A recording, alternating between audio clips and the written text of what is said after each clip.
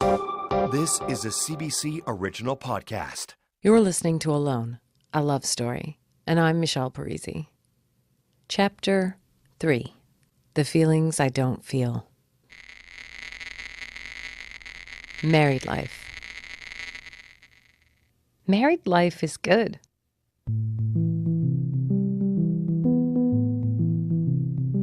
We spend a year in a basement apartment to save money to buy our own place. It's small and crammed with all of our stuff. Well, all of my stuff. He has nothing. I remember the first time I was ever in his room, in the house he shared with a bunch of guys. I asked, "Where's all your stuff?" And he shrugged and said he just left it all when he moved to this city. "I like to travel light," he said, but I didn't understand. I mean, he wasn't traveling at all. He was living, wasn't he? I love my stuff. I'm nostalgic for an old bowl that belonged to my friend's late mother, or my grandmother's kitchen utensils, or the first piece of art I ever bought on my own. I would never leave any of my things behind. But he could. He did.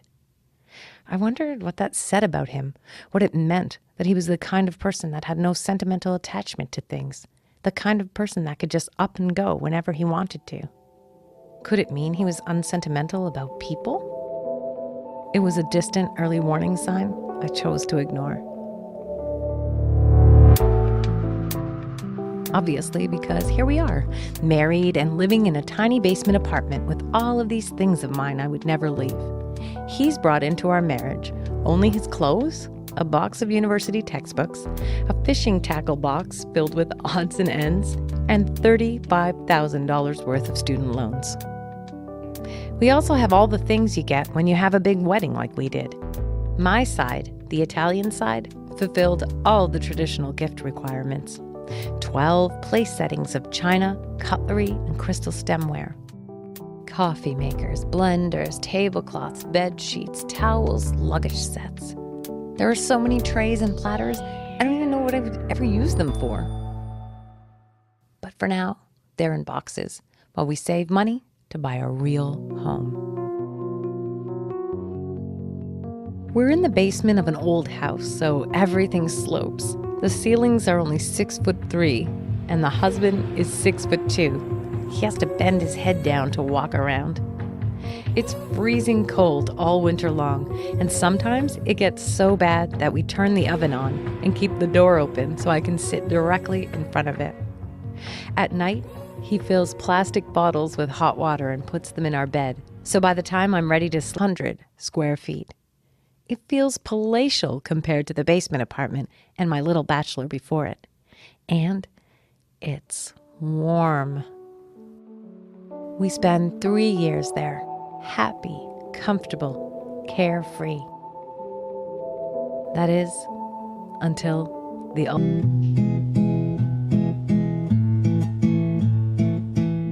ultimatum comes after a huge fight. We've had this argument before, but tonight he's even angrier with me. Tonight, he's had enough of waiting for me to have the feeling. You know, the feeling.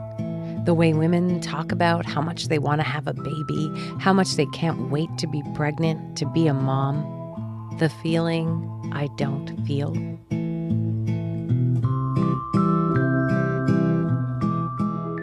He says, "You said you wanted to have a baby." I say, "I do, I'm sure I do, but I just don't have the feeling yet. I'm only 31. We still have time." He cuts me off. "We've been married for 4 years. "I know, and it's been awesome. What's the rush to have a baby? I'm just not ready yet." I'm not ready yet. Actually, I'm not sure I'll ever be ready. I've never had the feeling, or anything close to the feeling, not even a twinge. I haven't felt the magical desire to be pregnant, to give birth, to care for a baby who will turn into a child and then into an adult and for the rest of my life be tethered to me. And I worry. I worry that a baby will change everything between us, that once we have a baby, our carefree, comfortable, love-drunk life will be gone. We won't be able to go to the movies on a whim anymore, or eat in restaurants 4 nights a week, or be able to sleep in, or to sleep at all. We'll no longer be a nation of 2. But he wants to be a dad so badly. I remember when we first met, he said, "You are the mother of my children." The funny thing is, I had the same feeling about him, this strange biological imperative that he was the father of my children, and we weren't even a couple yet. But the idea was more romantic than real for me. His jaw is so tight, and he grits his teeth at me in the way he does when he's angry.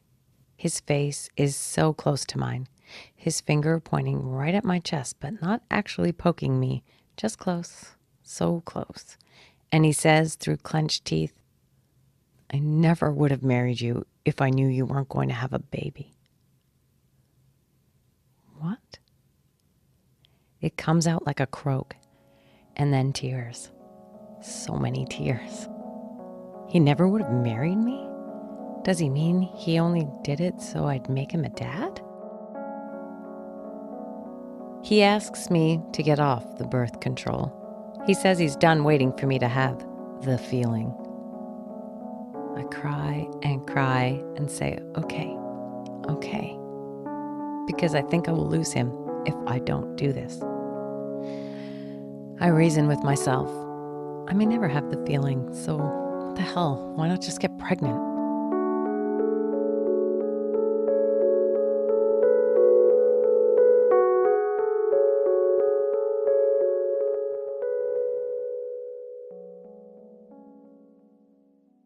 After the tears, the long, awful night, he's back to his kind, funny self.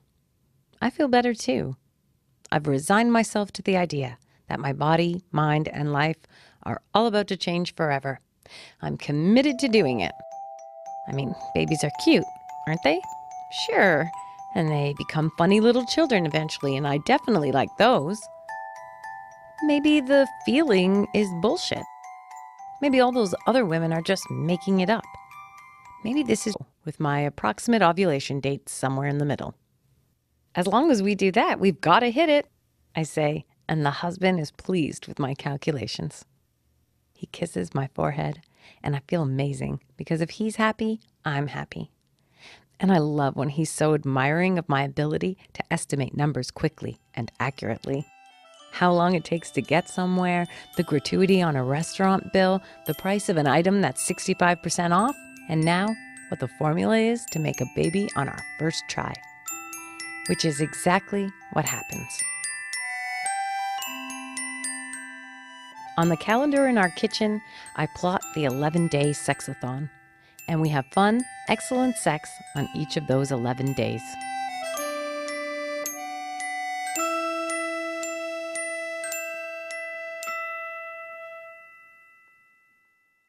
One month later, we're driving in his parents' town, and suddenly I'm so tired.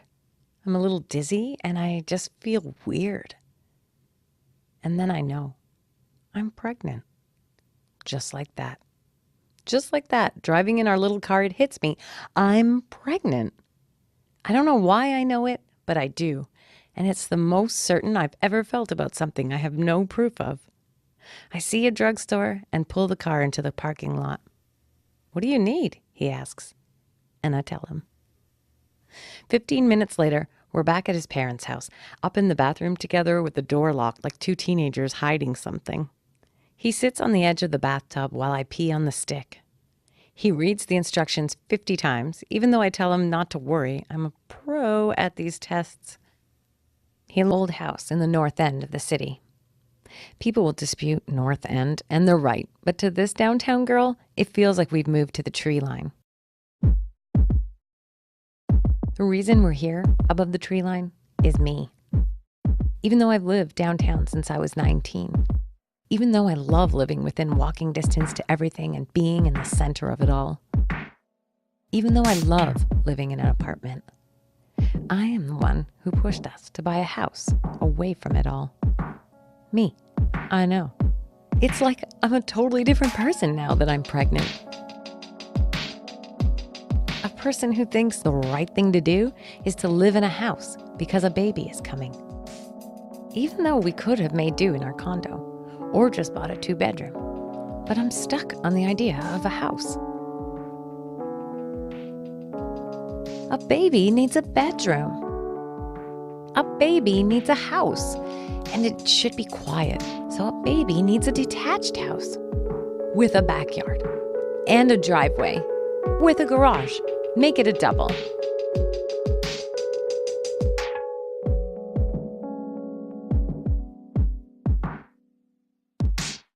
So this is why we're here.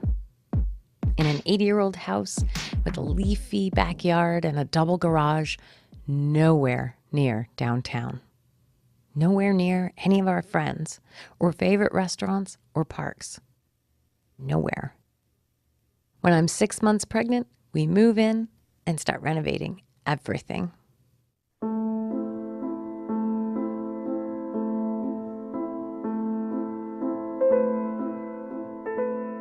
There are only 2 things I enjoy about being pregnant.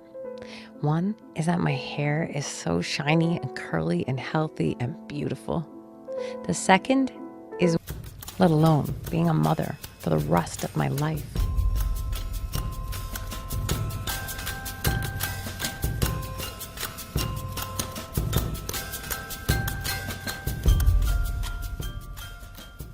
Almost every night now, the husband puts his head on my giant belly and shouts through cupped hands, "Hey!"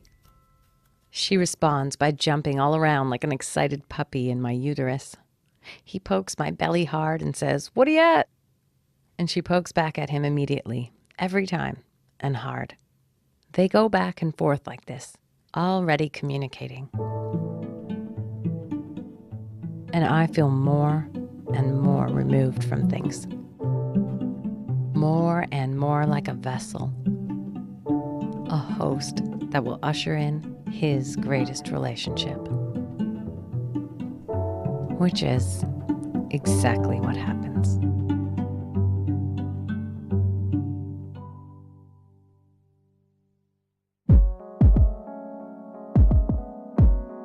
You're listening to Alone, a love story. It's a CBC original podcast written by me, Michelle Parise. The story editor is Veronica Simmons. Alone is mixed and produced by me and Veronica in our hometown of Toronto. Our theme music is by Yahenda. Explore more at cbc.ca/alone. It's my digital scrapbook with art, videos, music, and the story behind the story I'm telling. Stick with me. I want to tell you about how I had to suck it up.